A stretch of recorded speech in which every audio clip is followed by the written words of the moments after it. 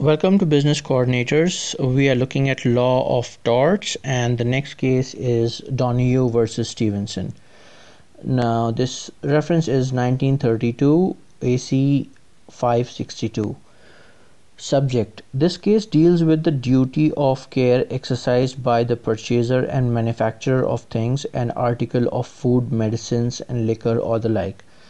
तो इस केस का सब्जेक्ट है कि जो मैन्युफैक्चरर है किसी भी चीज़ का, या वो फूड हो, मेडिसिन हो, लिकर हो, या कोई भी चीज़ ऐसी जो लोग कंज्यूम करते हों, उसको उसमें मैन्युफैक्चरर को ड्यू केयर करनी चाहिए, सतर्कता बरतनी चाहिए कि वो उसमें ऐसी कोई चीज़ ना हो कि जिससे किसी व्यक्ति को नुकसान पहुँचे. So let's look at the facts of the case. The plaintiff of the case was a young lady called May Donohue. On 27/8/1928, she with her friends went to a restaurant for refreshment. And apart from some other refreshment, her friend ordered a bottle of ginger beer manufactured by the defendants. तो मे डॉनिह्यू अपने एक friend के साथ 1928 में एक restaurant में गई रिफ़्रेशमेंट्स लेने के लिए. तो कुछ चीज़ों के अलावा उन्होंने एक जिंजर बियर ऑर्डर किया जो कि डिफेंडेंट्स ने स्टीवनसन ने मैन्युफैक्चर की थी. तो the bottle of ginger beer was sealed and of opaque glass.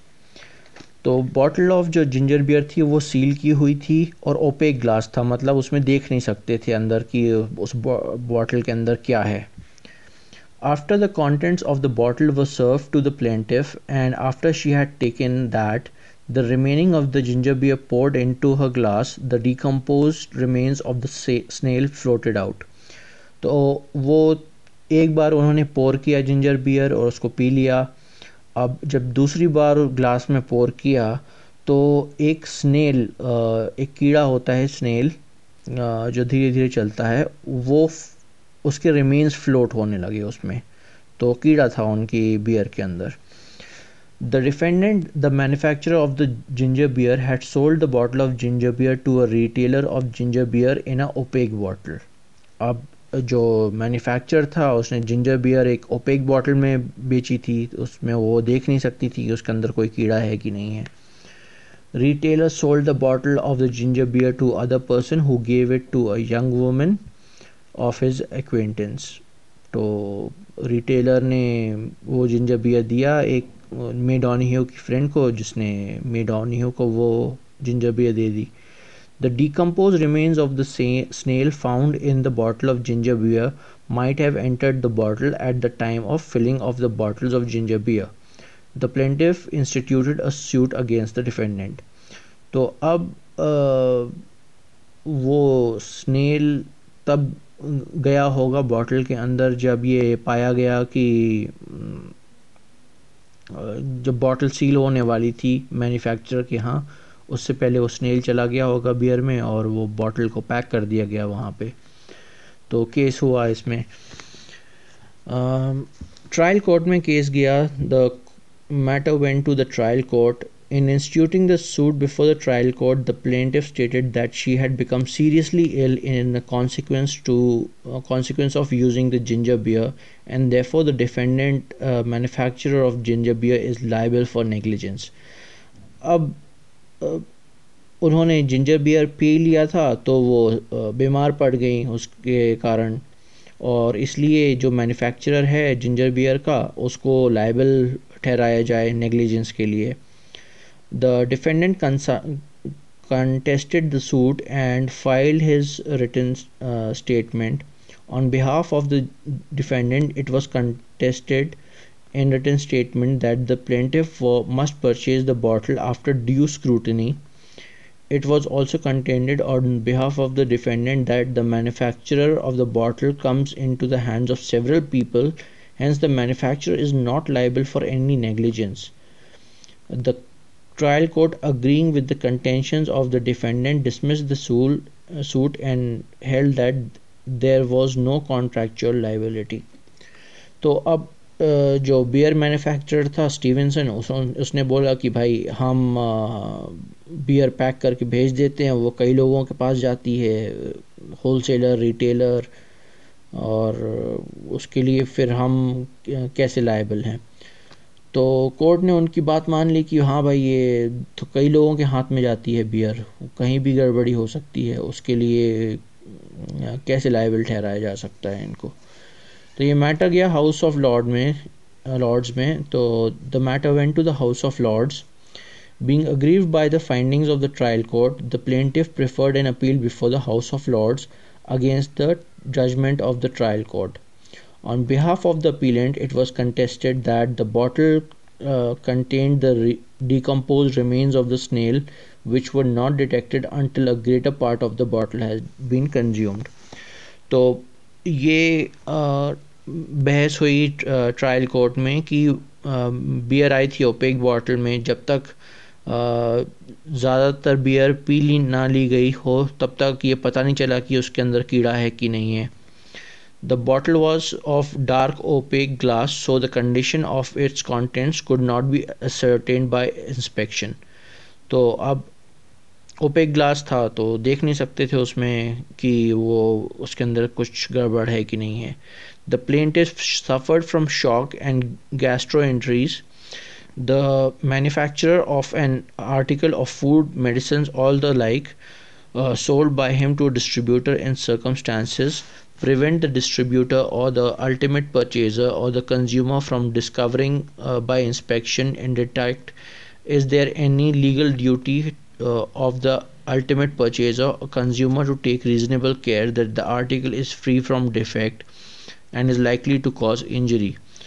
वही बात है कि भाई कोई खाने की चीज़ हो, मेडिसिन हो, जब तक इंसान देख ना ले तो कैसे बताए कि इसमें कोई गड़बड़ी है।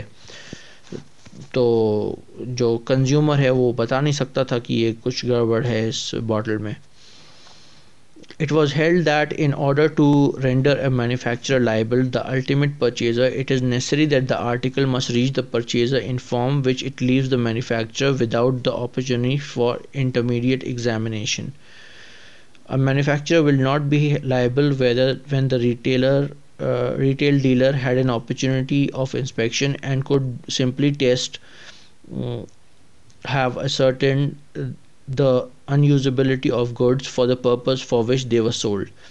अब ऐसी सिचुएशन में अगर मैन्युफैक्चरर से किसी रिटेलर के पास जाती है, मान लीजिए ब्रेड है, ब्रेड रिटेलर खोल के देखता है, उसको प्लेट पे सर्व करता है, तो रिटेलर की रिस्पॉन्सिबिलिटी बन जाती कि वहाँ पे उसको इंस्पेक्शन करके फिर वो कंज्यूमर को दे रहा था। लेकिन इस केस में ऐसा कुछ हुआ नहीं, डायरेक्टली जो मैन्युफैक्चरर से जैसी बियर आई थी वो बियर सर्व कर दी गई बॉटल में। तो यहाँ पे आइडियली जो मैन्युफैक्चरर है उसको लायबल होना चाहिए, उसकी ज़िम्मेदारी होनी चाहिए।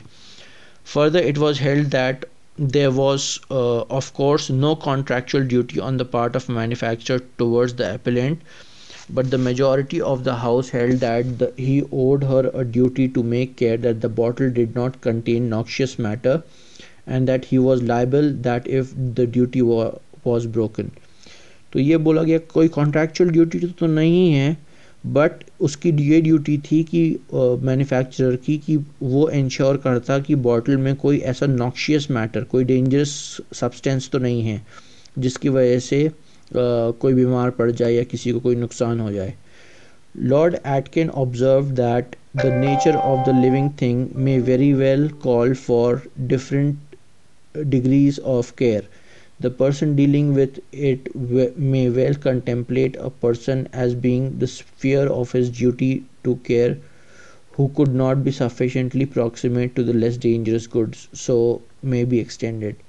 So ये ज़बरदस्त थोड़ा ज़्यादा डिटेल में किया हुआ है इन्होंने एक्सप्लेन, यहाँ पे इतनी ज़रूरत नहीं है। प्राइमरली यही है कि जो मैन्युफैक्चरर है अगर वो सील बॉटल में कोई चीज़ दे रहा है जो डायरेक्टली कंज्यूमर तक जा रही है उसी कंडीशन में, तो वहाँ पे वो मैन्युफैक्चरर लायबल होगा।